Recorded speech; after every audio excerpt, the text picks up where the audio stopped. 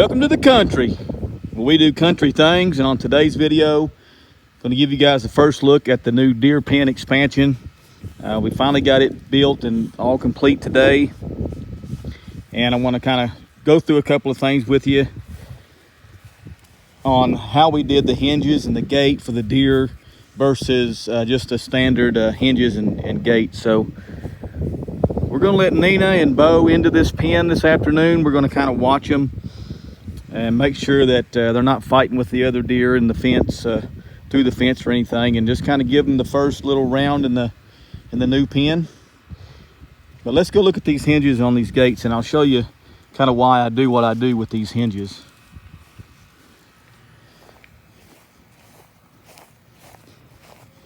So here is the new main gate for the deer breeding facility.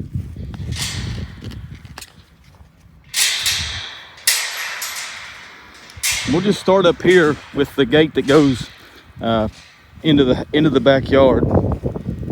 I'll show you just kind of the standard hinges that you normally use with these gates. And this is just the standard way that they have with the gates, the gate hardware. And the thing about that is, it's like Dakota here. If I come out here and go through this gate and I forget to lock the gate back behind me, this gate is just going to swing freely and allow him to escape if I happen to forget to lock the chain.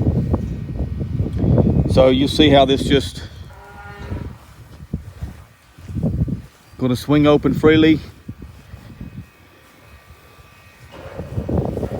and he's going to waltz right out.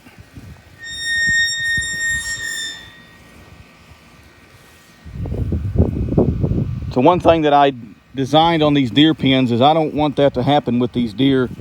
It's very important that these deer stay inside the fence. The state requires them to stay inside the fence. If they're outside the fence for a certain period of time and they have a chance to contact wild deer, you'll have to put the deer down. So we do not want these deer ever being able to escape this facility. So on these deer hinges, on the hinges on the deer pens, I do them just a little bit different.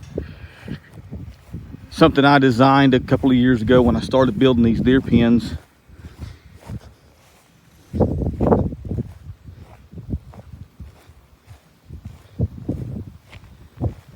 So the way this gate's going to work is, you see I left it unchained when I walked out, and it did not move from the place where I left it. So I closed the gate behind me. I forgot to lock the chain. I got busy doing something else like we always do, and I've forgotten to lock these gates sometimes and come back the next day and say, whoa, I forgot to put the chain on, you know. So just to kind of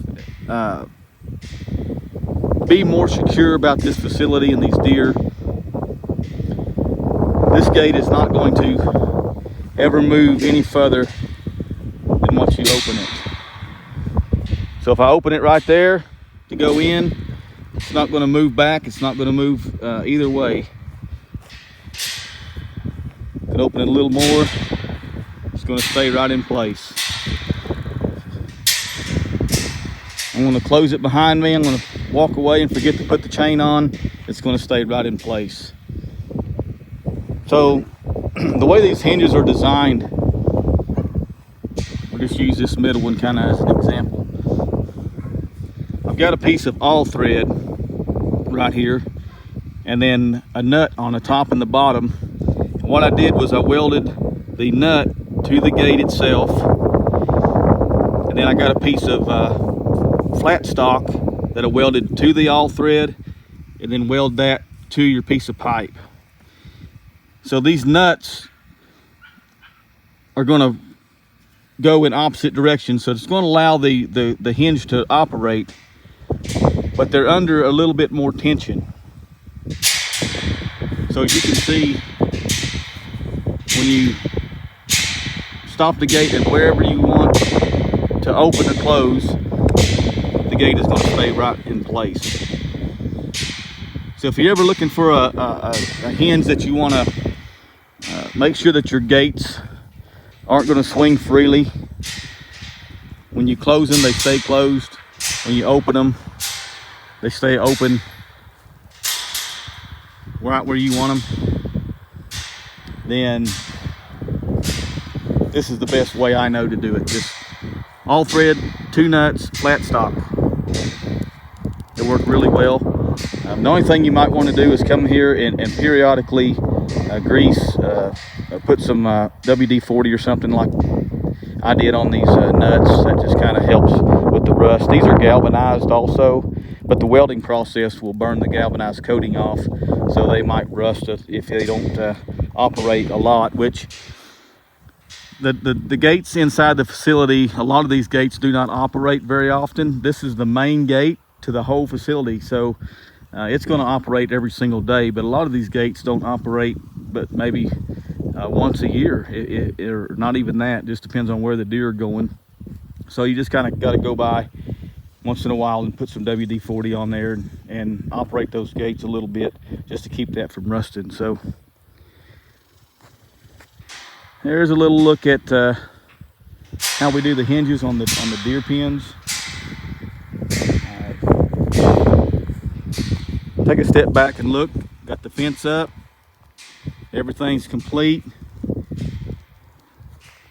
We are now ready for our big buck to arrive, which we're going next week to go and take a look at him in person. We're going to just take a road trip this weekend.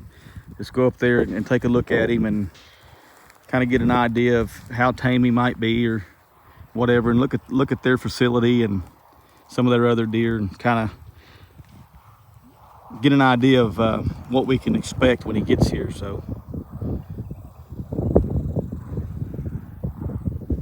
appreciate you guys watching, and we'll be back.